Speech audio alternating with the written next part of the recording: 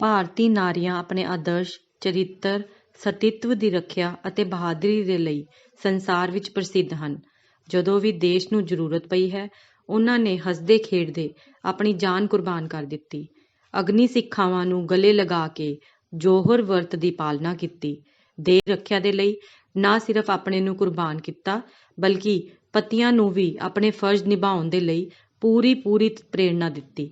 ਪੰਡਿਤ ਸ਼੍ਰੀ ਰਾਮ ਸ਼ਰਮਾਚਾਰਿਆ। ਪੁਸਤਕ ਦਾ ਨਾਮ ਭਾਰਤ ਦੀਆਂ ਮਹਾਨ ਵੀਰਾਂਗਨਾਵਾਂ। ਪੁਸਤਕ ਦੀ ਜਾਣਕਾਰੀ। ਮਹਾਂਪੁਰਖ ਹਰ ਯੁੱਗ ਵਿੱਚ, ਹਰ ਦੇਸ਼ ਵਿੱਚ ਪੈਦਾ ਹੋਏ ਅਤੇ ਆਪਣੇ ਜੀਵਨ ਦੀਆਂ ਅਮਰ ਕਹਾਣੀਆਂ ਛੱਡੀਆਂ, ਜਿਨ੍ਹਾਂ ਦਾ ਅੰਸ਼ਕ ਲਾਭ ਮਨੁੱਖ ਜਾਤੀ ਉਠਾਉਂਦੀ ਰਹੀ ਹੈ। ਪਰ ਉਹਨਾਂ ਮਹਾਸ਼ਕਤੀਆਂ ਦੇ ਬਾਰੇ ਵਿੱਚ ਇਤਿਹਾਸ ਅਕਸਰ ਮੌਨ ਹੀ ਰਿਹਾ ਹੈ, ਜਿਨ੍ਹਾਂ ਨੇ ਉਹਨਾਂ ਮਹਾਨੁਭਾਵਾਂ ਨੂੰ ਮਹਾਮਾਨਵ ਬਣਾਇਆ। ਮਾਤ ਸ਼ਕਤੀ ਦੇ ਬਾਰੇ ਜਿੰਨਾ ਵੀ ਇਤਿਹਾਸ ਦੇ ਪੰਨਿਆਂ ਤੇ ਸੁਨਹਿਰੀ ਅੱਖਰਾਂ ਵਿੱਚ ਲਿਖਿਆ ਗਿਆ ਹੈ, ਉਹ ਅੱਜ ਵੀ ਸੰਸਾਰ ਭਰ ਦੇ ਲਈ ਪ੍ਰੇਰਨਾਦਾਇਕ ਹੈ, ਜਿਸ ਤੋਂ ਸਿੱਧ ਹੁੰਦਾ ਹੈ ਕਿ ਨਾਰੀਆਂ ਕਿਸੇ ਯੁੱਗ ਵਿੱਚ ਕਮਜ਼ੋਰ ਨਹੀਂ ਸਨ। ਉਹ ਕਿਸੇ ਵੀ ਯੁੱਗ ਵਿੱਚ ਮਰਦਾਂ ਤੋਂ ਘੱਟ ਨਹੀਂ ਰਹੀਆਂ। ਮਹਾਰਾਣੀ ਕਰਮਵਤੀ, ਵੀਰਾਂਗਨਾ ਵੀਰਮਤੀ, ਰਾਜਮਾਤਾ ਜੀਜਾਬਾਈ, ਰਾਜਕੁਮਾਰੀ ਰਤਨਾ, ਬੇਗਮ ਹਜ਼ਰਤ ਮਹਿਲ, ਕ੍ਰਾਂਤੀਕਾਰੀ ਕਾਮਾ, ਸ਼ਹੀਦ ਪ੍ਰੀਤੀਲਤਾ ਅਤੇ ਹੋਰ ਵੀ ਕਈ ਨਾਮ ਹਨ, ਜਿਨ੍ਹਾਂ ਨੇ ਆਪਣੀ ਬਹਾਦਰੀ, ਪਰਾਕਰਮ, ਸ਼ਾਸਨ ਪ੍ਰਸ਼ਾਸਨ, ਕੁਰਬਾਨੀ, ਗਿਆਨ, ਭਾਸ਼ਣ, ਸ਼ੋਧ, ਅਵਿਸ਼ਕਾਰ ਆਦਿ ਜੀਵਨ ਦੇ ਵਿਭਿੰਨ ਖੇਤਰਾਂ ਵਿੱਚ ਕੀਰਤੀਮਾਨ ਸਥਾਪਿਤ ਕੀਤੇ। ਜਦੋਂ ਵੀ ਦੇਸ਼ ਧਰਮ ਤੇ ਸੰਕਟ ਆਇਆ ਤਾਂ ਤਦ ਇਹਨਾਂ ਵੀਰਾਂਗਨਾਵਾਂ ਨੇ ਹੱਸਦੇ ਆਪਣੇ ਪ੍ਰਾਣਾਂ ਦਾ ਬਲੀਦਾਨ ਦੇ ਕੇ ਦੇਸ਼ ਦੀ ਧਰਮ ਦੀ ਰੱਖਿਆ ਕੀਤੀ। ਤੁਹਾਡੇ ਸਾਹਮਣੇ ਪੇਸ਼ ਹੈ ਉਹਨਾਂ ਵੀਰਾਂਗਨਾਵਾਂ ਦੀ ਕਹਾਣੀਆਂ, ਜਿਨ੍ਹਾਂ ਨੇ ਆਪਣਾ ਸਭ ਕੁਝ ਬਲੀਦਾਨ ਕਰਕੇ ਇਤਿਹਾਸ ਦੇ ਪੰਨਿਆਂ ਤੇ ਆਪਣਾ ਨਾਮ ਸੁਨਹਿਰੀ ਅੱਖਰਾਂ ਵਿੱਚ ਚਿੰਨ੍ਹਿਤ ਕੀਤਾ। ਪੁਸਤਕ ਦੇ ਕੁਝ ਅੰਸ਼। ਵੀਰਾਂਗਨਾ ਵੀਰਮਤੀ ਅਜਿਹੀ ਹੀ ਆਦਰਸ਼ ਨਾਰੀਆਂ ਵਿੱਚੋਂ ਹਨ, ਜਿਨ੍ਹਾਂ ਨੇ ਦੇਸ਼ ਦਰੋਹੀ ਪਤੀ ਦੇ ਨਾਲ ਜਿਉਣਾ ਕਲੰਕ ਸਮਝਿਆ। ਦੇਸ਼ ਧਰਮ ਦੀ ਕੀਮਤ ਉਹਨਾਂ ਨੇ ਆਪਣੇ ਪਤੀ ਤੋਂ ਵੱਧ ਕੇ ਸਮਝੀ। ਨਤੀਜੇ ਵਜੋਂ ਆਪਣੀ ਨੰਗੀ ਤਲਵਾਰ ਨਾਲ ਆਪਣੇ ਪਤੀ ਨੂੰ ਕਤਲ ਕਰਕੇ ਆਪ ਵੀ ਸਵਰਗ ਸਿਧਾਰਿਆ। ਨਾਰੀ ਜੇਕਰ ਦ੍ਰਿੜ ਰਣਭੂਮੀ ਵਿੱਚ ਵੀ ਚਮਤਕਾਰ ਦਿਖਾ ਸਕਦੀ ਹੈ, ਜਿਵੇਂ ਸਨ 1857 ਦੇ ਸੁਤੰਤਰਤਾ ਸੰਗਰਾਮ ਵਿੱਚ ਵੀਰਾਂਗਨਾ ਰਾਣੀ ਲਕਸ਼ਮੀ ਬਾਈ ਦੀ ਅਨੋਖੀ ਬਹਾਦਰੀ ਦੇਖ ਕੇ ਅੰਗਰੇਜ਼ਾਂ ਦੇ ਵੱਡੇ ਸੈਨਾਪਤੀ ਸਰ ਹਰਿਓਜ਼ ਨੇ ਕਿਹਾ ਸੀ ਕਿ ਭਾਰਤੀ ਵਿਦਰੋਹੀ ਦਲ ਵਿੱਚ ਜੇਕਰ ਮਰਦ ਸੀ ਤਾਂ ਉਹ ਰਾਣੀ ਲਕਸ਼ਮੀ ਬਾਈ ਸੀ। ਉਸੇ ਤਰ੍ਹਾਂ ਅਸੀਂ ਕਹਿ ਸਕਦੇ ਹਾਂ ਕਿ ਸਭ ਤੋਂ ਵੱਡੇ ਮੁਸਲਮਾਨ ਸਮਰਾਟ ਦੇ ਮੁਕਾਬਲੇ ਵਿੱਚ ਜੇਕਰ ਕਿਸੇ ਆਜ਼ਾਦੀ ਦੇ ਝੰਡੇ ਨੂੰ ਉੱਚਾ ਚੱਕਿਆ ਤਾਂ ਉਹ ਮਹਾਰਾਣਾ ਪ੍ਰਤਾਪ ਤੋਂ ਬਾਅਦ ਰਾਣੀ ਦੁਰਗਾਵਤੀ ਹੀ ਸੀ। ਮੁਸੀਬਤ ਦੇ ਸਮੇਂ ਜੋ ਵਿਅਕਤੀ ਡਰਪੋਕਾਂ ਵਾਂਗ ਹਾਲਾਤਾਂ ਦੇ ਸਾਹਮਣੇ ਆਤਮ ਸਮਰਪਣ ਨਾ ਕਰਕੇ ਕਰਤੱਵ ਪੱਖ ਦਾ ਅਨੁਸਰਨ ਕਰਕੇ ਹਰ ਬਲੀਦਾਨ ਦੇਣ ਲਈ ਤਿਆਰ ਹੋ ਜਾਂਦੇ ਹਨ, ਅੰਤ ਵਿੱਚ ਜਿੱਤ ਉਹਨਾਂ ਦੀ ਹੁੰਦੀ ਹੈ। ਮਹਾਰਾਣੀ ਕਰਮਵਤੀ ਦਾ ਜੀਵਨ ਇਸ ਦੀ ਜਿਉਂਦੀ ਜਾਗਦੀ ਮਿਸਾਲ ਹੈ।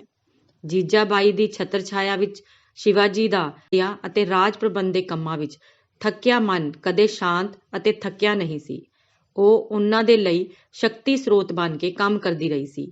ਜੀਜਾਬਾਈ ਇਸ ਤਰ੍ਹਾਂ ਤਾਂ ਕਹਾਉਣ ਨੂੰ ਰਾਜਮਾਤਾ ਸੀ, ਪਰ ਉਹਨਾਂ ਦਾ ਜੀਵਨ ਕਿਸੇ ਤਪਸਵੀ ਤੋਂ ਘੱਟ ਨਹੀਂ ਸੀ। ਇੱਕ ਉਦੇਸ਼ ਨੂੰ ਸਮਰਪਿਤ ਹੋ ਕੇ ਉਸਨੇ ਅਹਰਨਿਸ਼ ਨਿਸ਼ਕਾਮ ਕਰਮ ਯੋਗਿਨੀ ਵਾਂਗ ਉਹਨਾਂ ਨੇ ਜੋ ਕੰਮ ਕੀਤੇ, ਉਹ ਨਾਰੀ ਸ਼ਕਤੀ ਦੀ ਸਮਰਥ ਦੀ ਮਿਸਾਲ ਅਤੇ ਅਨੁਕਰਣੀ ਹੈ। ਅਜਿਹੀ ਮਾਤਾਵਾਂ ਜਿਸ ਦੇਸ਼ ਵਿੱਚ ਹੁੰਦੀਆਂ ਹਨ, ਉਹ ਦੇਸ਼ ਧਨ ਹੋ ਜਾਂਦਾ ਹੈ।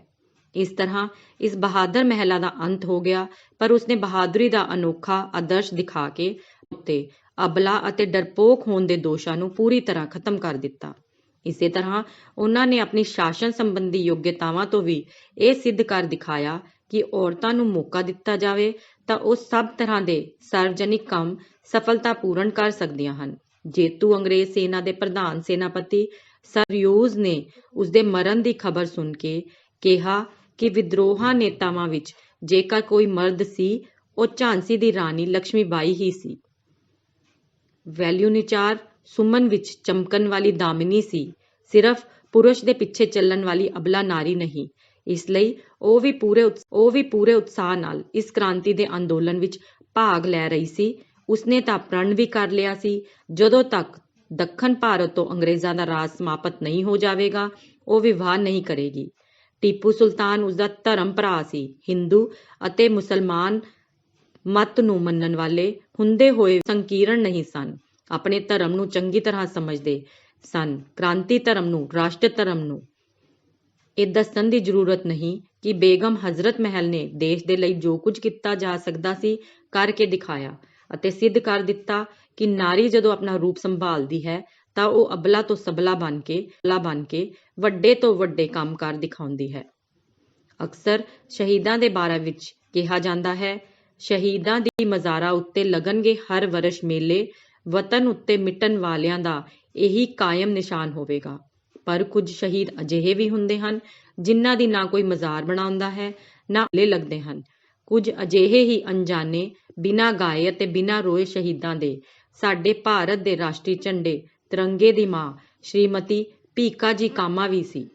ਪੁਸਤਕ ਦੇ ਕੁਝ ਬਿੰਦੂ: ਵੀਰਾਂਗਣਾ ਵੀਰਮਤੀ, ਮਹਾਰਾਣੀ ਕਰਮਵਤੀ, ਰਾਜਮਾਤਾ ਜੀਜਾਬਾਈ, ਮਹਾਰਾਣਾ ਪ੍ਰਤਾਪ ਦੀ ਮਾਂ, ਦੁਰਗ ਦੀ ਰੱਖਿਅਕ ਰਾਜਕੁਮਾਰੀ ਰਤਨਾ, ਬੇਗਮ ਹਜ਼ਰਤ ਮਹਿਲ, ਕ੍ਰਾਂਤੀਕਾਰੀ ਕਾਮਾ, ਸੁਤੰਤਰ ਸੈਨਾਨੀ ਸ਼ਹੀਦ ਪ੍ਰੀਤੀ ਲਤਾ।